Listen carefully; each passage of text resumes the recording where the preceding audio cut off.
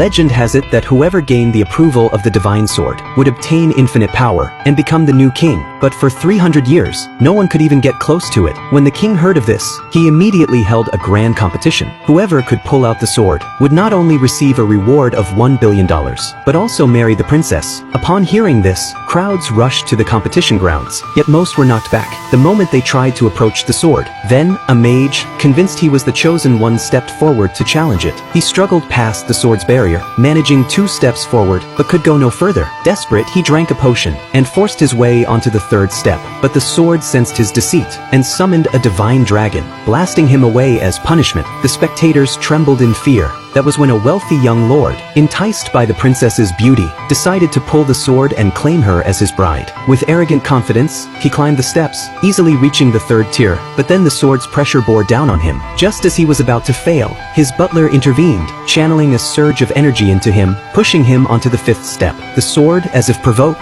unleashed an even greater force. The butler then ordered all the servants to lend their life energy to the young lord, barely propelling him onto the 6th step. But the sword erupted with power, hurling him back in defeat. But the king was pleased and declared he would wed the princess to the nobleman. The princess, however, was furious, refusing to accept her fate. She stormed onto the platform, determined to wield the sword's power and change her destiny. But the sword's might was overwhelming. She barely made it to the 3rd step before collapsing. The young lord sneered, telling her to surrender and accept her place. Yet the princess refused, drawing her own blade in defiance. She pushed forward, reaching the 5th step, but could go no further. Just as despair took hold, a lone man moved by her resolve stepped forward to help. The young lord scoffed at the beggar's audacity, and even the princess doubted him, but the man ignored them, striding effortlessly past the crowd's stunned gazes, until he stood beside the princess. The young lord, enraged, accused him of cheating, but the man paid no mind. He walked on step by step, until he stood before the divine sword. Suddenly, the sword summoned the divine dragon again.